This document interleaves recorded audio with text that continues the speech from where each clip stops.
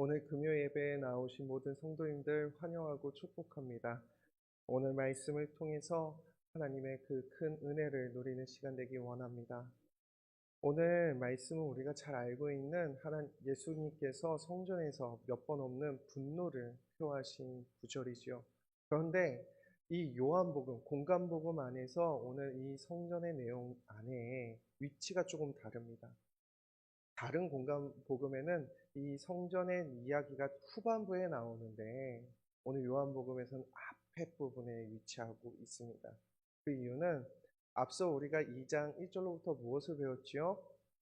예수님께서 물이 포도주가 변하는 예수 그리스도가 누구인지를 우리가 살펴보았습니다. 그 이후에 덩달아 나오는 것이 무엇인가? 오늘 성전에 있었던 이야기를 나타내고 있습니다. 이는 곧 예수님께서 어떠한 일을 행하실 분인지, 곧 교회의 머리 대신 예수님에 대해서 설명하고자, 예수님을 어떤 분이신지에 대해서 가르쳐 주고자 이 위치에 둔 것은 아닌지, 이 문맥의 흐름상으로는 우리가 그렇게 받아들일 수 있고 이해할 수 있습니다. 그 측면에서 오늘 말씀을 나누려고 합니다. 오늘 말씀은 유대인의 유월절이라고 시간과 절기에 대한 설명으로 말씀이 시작되고 있습니다.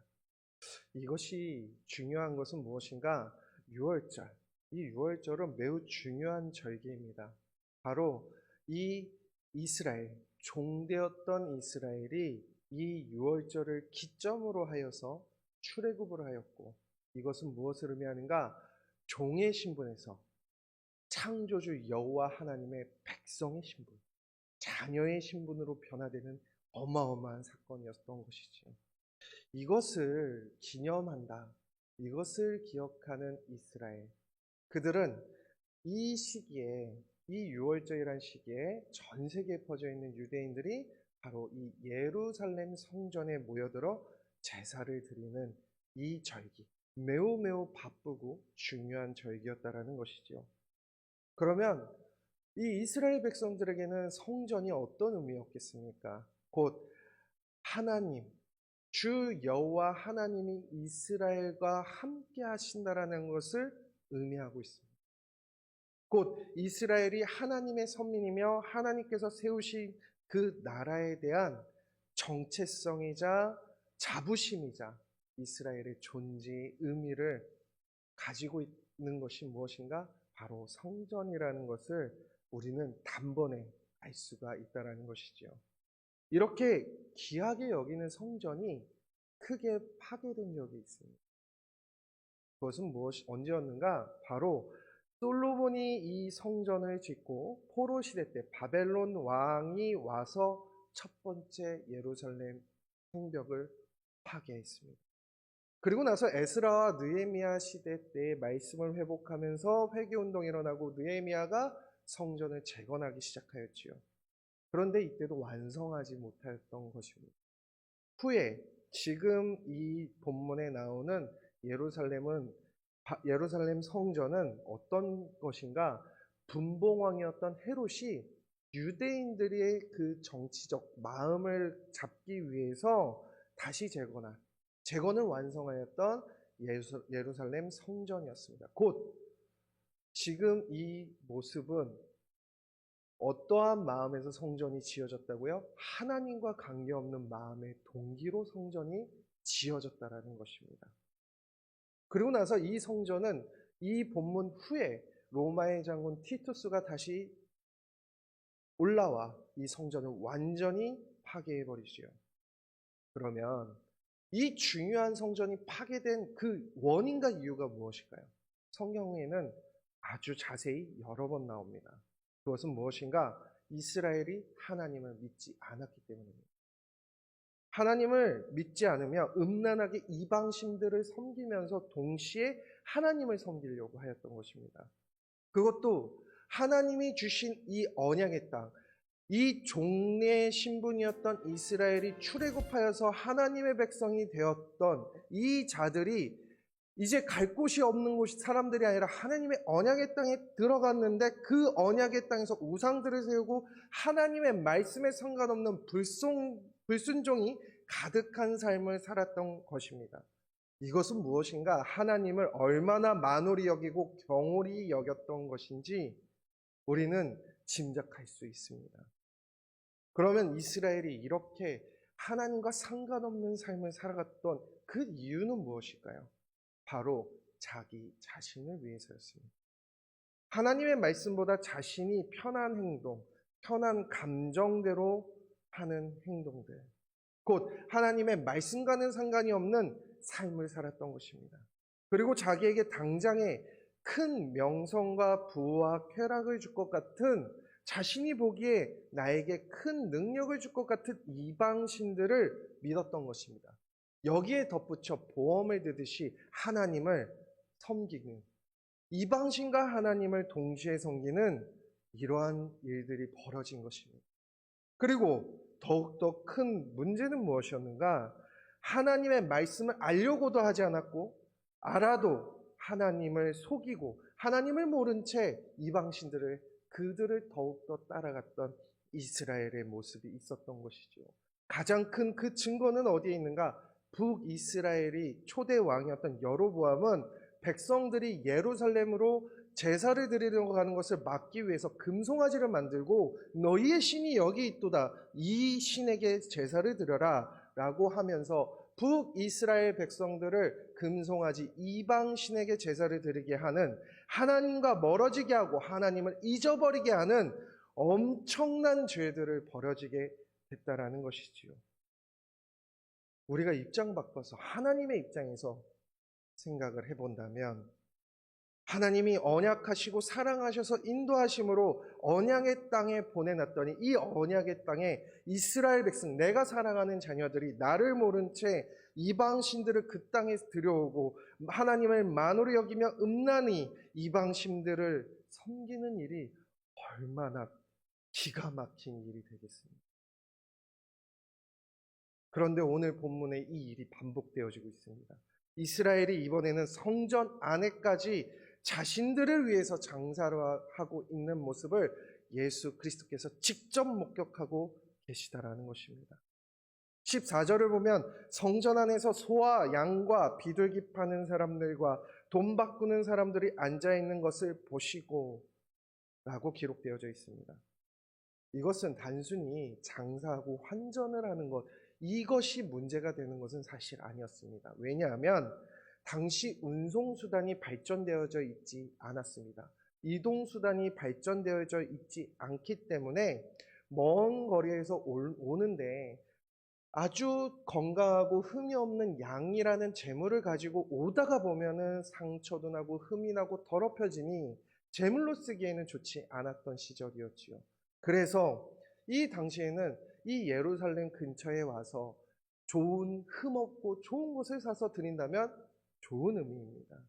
그리고 또한 당시에 사용하던 환전이 왜 필요했는가?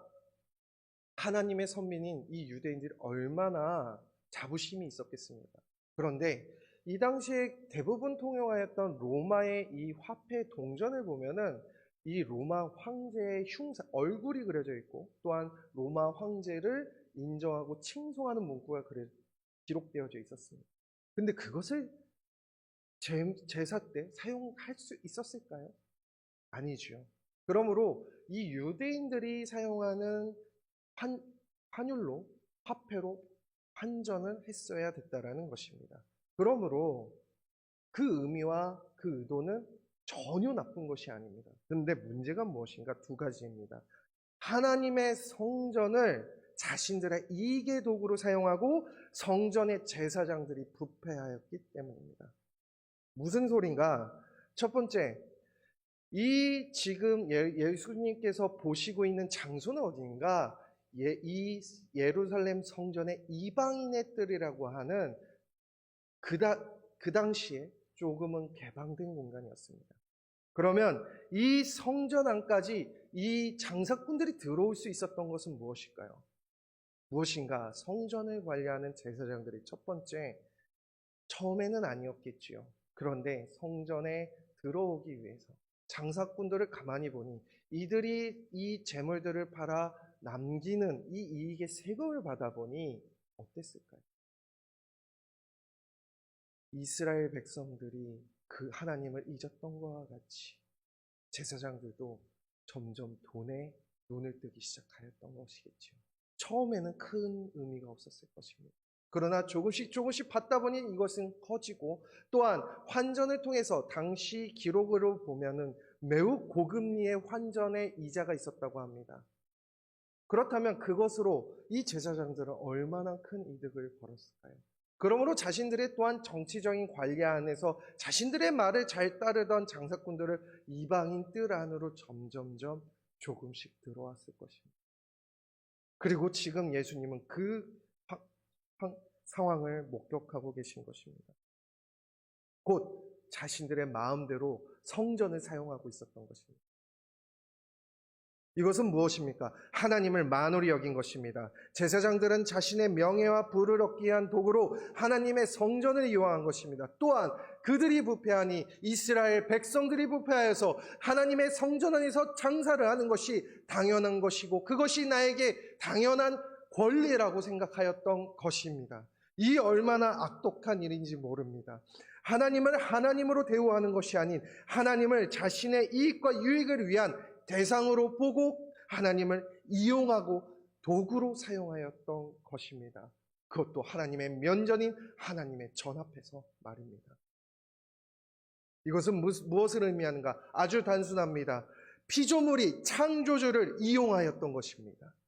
피조물이 오만하고 교만하여서 창조주 여호와 하나님을 기만하였던 것입니다. 분명 이 성전 안에 장사하는 사람들이 들어오는 것을 두려워하였고 겁내했을 것입니다. 그러나 나날이 갈수록 하나님의 사랑하는 그 사람들의 마음을 이용하여 자신들의 이익과 자신들의 명성과 명예와 인생을 책임지게 하려고 만들었던 것이지요. 곧 마태복음 21장 13절에 보면 내 집은 기도하는 집이라 일컬음을 받으리라 하였거늘 너희는 강도의 구려를 만들었도다 라고 예수님께서는 분노하셨던 것입니다. 성전은 어떠한 곳입니까? 성전은 하나님을 만나고 하나님을 찬양하며 하나님을 예배해야 되는 그 장소가 나를 위하고 나의 부와 성공의 도구로 만들어버리라는 행동은 무슨 일입니까? 곧 스스로 속아 넘어간 것입니다. 곧 인본주의입니다. 자신이 하나님의 시작으로 하나님을 바라보고 하나님만 예배하던 그 곳 신본주의였던 장소가 점점점 사랑이 왜곡되어지고 나를 위하고 나를 바라보고 내가 편하고 다른 사람을 위한다라는 명분하에서 내가 다른 사람을 사랑하는 그 도구로 성전이 이용되어지고 인본주의로 가득 찬 곧 성전 안에 인본주의가 가득 차여진 것입니다. 이것은 무엇을 의미합니까? 사람을 위하고 사랑한다고 하지만 결국엔 사람을 공격하고 하나님과 멀어지게 하고 생명의 근원 대신 하나님을 잊어버리게 만드는 일이 되어져 버린 것입니다. 하나님은 세상을 창조하셨고 자연을 만들으셨습니다. 그런데 그 자연을 사람을 위한다고 개발하다 보니 자연 파괴하였고, 또한 인본주의가 성경을 비평하고 하나님을 매도하며 하나님의 말씀보다 하나님 말씀의 그 위에 자신의 인간들의 지식과 생각이 그 위에 놓여지고 동성애를 사랑하고 동성애를 주장하며 사람과 사회를 파괴하며 자기 자신을 위한 인본주의적 사랑과 인본주의적 열심이 사람들에게 인정을 받고 하나님을 이용하고 공격하는 이 일들이 어디에서 벌어지고 있는가? 이 시대의 많은 교회에서 벌어지고 있다라는 것이죠. 그런데 15절을 우리가 기억하기 원합니다.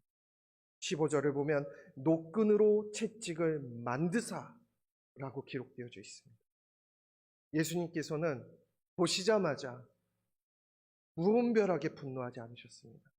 채찍을 만드시고 계셨습니다. 이것이 우리에게 두렵고 또 다른 시사점을 줍니다. 곧 우리에겐 회개할 때가 있다라는 것입니다.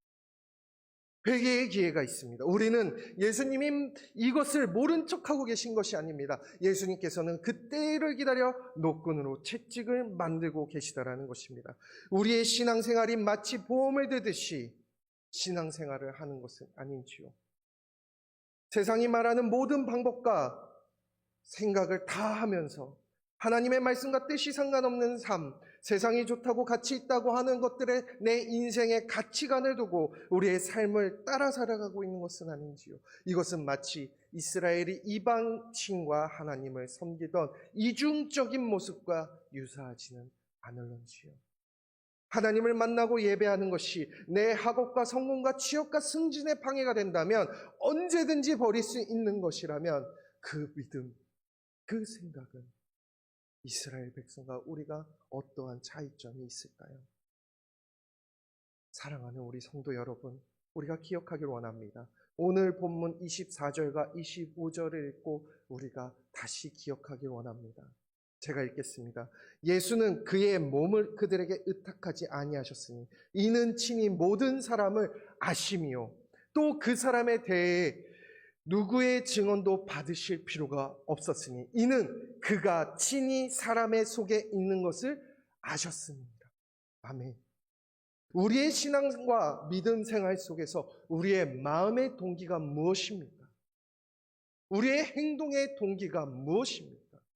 하나님께서는 그 마음의 동기를 아신다라는 것입니다. 두렵습니다. 저는 참으로 두렵습니다. 제가 얼마나 큰 죄인이고 죄악된 인간인지를 알기에 두렵습니다. 하나님이 이 마음을 보시고 얼마나 슬퍼하시지요. 그래서 우리는 우리 마음에 하나님을 만홀히 여기고 경홀히 여기며 하나님을 하나님으로 대하지 않고 나의 유익과 이익을 위한 도구로 이용하며 교회 생활, 신앙 생활, 믿음 생활을 하고 있는 것이 아닌지 저는 두렵습니다. 그러므로 우리의 마음속에 참되고 바른 믿음의 신앙의 동기가 있길 원합니다. 그것은 무엇일까요? 창조주 하나님이 나에게 생명의 근원 되시고 나를 창조하신 창조주 하나님을 진정으로 사랑하고 그 사랑에 반응하는 마음, 그 마음이 우리의 신앙의 동기가 되어지길 원합니다. 우리의 마음의 그 동기가 우리가 하나님을 알아가는 그 지식을 사모하고 갈망하며 하나님의 더욱더 알아가기를 기뻐하는 마음이 생기길 원합니다. 그리하여 그 마음과 지식이 하나가 되어 우리의 행동이 하나님을 찬양하고 하나님을 예배하며 하나님을 기뻐하며 하나님과 동행하기를 즐거이 하는 기쁨이 있는 그러한 신앙생활이 되었으면 합니다. 이를 위해 먼저 우리는 구원을 받았으니 끝이다. 아닙니다. 이것이 우리의 신앙의 전부를 설명할 수는 없습니다. 무엇인가 하나님을 알고자, 하나님의 말씀을 더욱더 알고자 매일 노력하길 원합니다. 하나님의 어떠하심과 하나님의 뜻과 하나님께서 기뻐하시는 것이 무엇인지 우리가 알기 힘쓰기 원합니다.